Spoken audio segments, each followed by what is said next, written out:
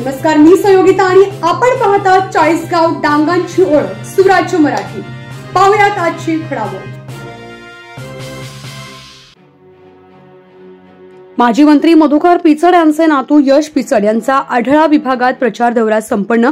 ज्येष्ठ नेते माजी मंत्री मधुकर पिचड हे गेल्या काही दिवसांपासून आजारी असून रुग्णालयात त्यांना दाखल करण्यात आले। त्यांच्या काळजी पुत्र वैभव पिचड घेतात। ते स्वतः निवडणुकीच्या मैदानात असले तरी रुग्णालयात आणि प्रचारात ते दिसतात। मला राजकारणाचा अनुभव नाही, मात्र आजोबांनी तालुक्यातील जनतेला, शेतकऱ्यांना, उपेक्षित समाजाला न्याय मिळवून दिलाय। प्रत्येक गावात लोक मला भेटून आशीर्वाद देतात।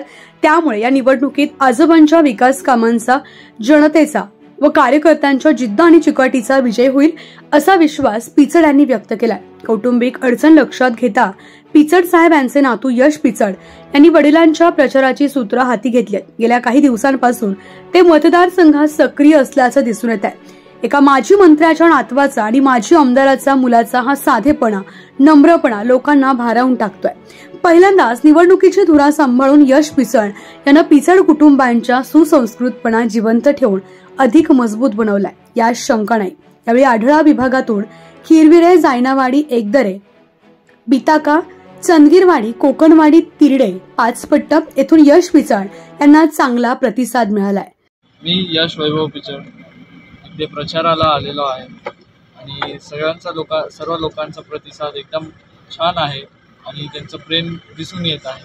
त्यामुळे माझी फक्त एकच विनंती आहे की सर्व जे पण आता आहेत घरी बसलेले बघत असताना त्यांचा मला फक्त साथ हवा आहे आणि सर्वांचं मी पुन्हा एकदा आभार मानतो।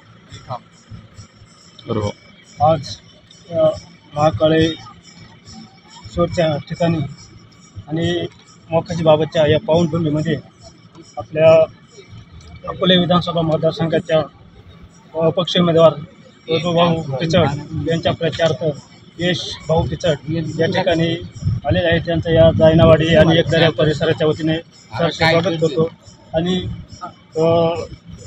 राज्याचे माजी आदिवासी विकास मंत्री पिचड साहेब आजारी असल्यामुळे त्यांची तब्येत लवकर बरी होऊन आपल्यामध्ये यावे अशी मी प्रथमतः मोकाजी बाबाच्या चरणी प्रार्थना करतो।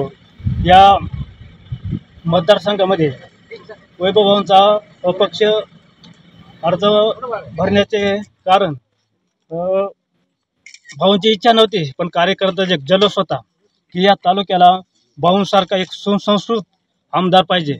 म्हणून सर्व कार्यकर्त्यांनी एकजुटीने या ठिकाणी निवडणूक हातात घेतली आणि या निवडणुकीमध्ये भाऊंना ठराविक आणि आम्ही निवडूनच आणणार अशी अपेक्षा व्यक्त करतो आणि सर्व कार्यकर्त्यांना सांगतो की आपल्याला या तालुक्यामध्ये भाऊंसारखाच माणूस इथून पुढे आमदार म्हणून पाहायचा आहे आणि जे काही धरणं झाले असतील, जे काही विकास झाला असेल, हे पिचड साहेबांचा आणि भाऊंचाच झालेला आहे आणि इथून पुढे तेच करू शकतात, दुसरे कोणीही करू शकणार नाही।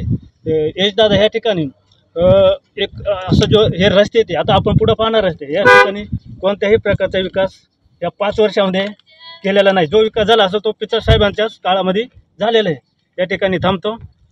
या ठिकाणी सिकंदर पोपेरे, काय सांगाल यशदादांचा प्रचार दौरा आहे, कसा प्रतिसाद मिळतो आपल्याला? निश्चितच समशारपूर गटाचा संपूर्ण कारभार बघता आणि इथल्या लोकांचा उत्स्फूर्त प्रतिसाद बघता निश्चितच आपले रिक्षाच पुढे भविष्यात या मार्गाने सुसाट वाटचाल करेल। सर्वच मतदारांनाही विश्वास येतो आणि कार्यकर्त्यांमध्ये त्याच प्रकारचा जल्लोष आहे। या ठिकाणी खिरविऱ्याचे पण काही कार्यकर्ते आलेत। पराड साहेब, काय सांगाल नक्की यशदादांचा प्रचार दौरा आहे, कसा प्रतिसाद मिळतो? आज त्या जायनावाडी आणि एकदरे परिसरात खिरविरेपासून आज प्रचाराला सुरुवात केलेली आहे। यशदादांना आज 3 वेळा त्यांनी इथे प्रचार केला आहे। माननीय भाऊंचं काल आम्ही पठारावरती दौरा बघितला।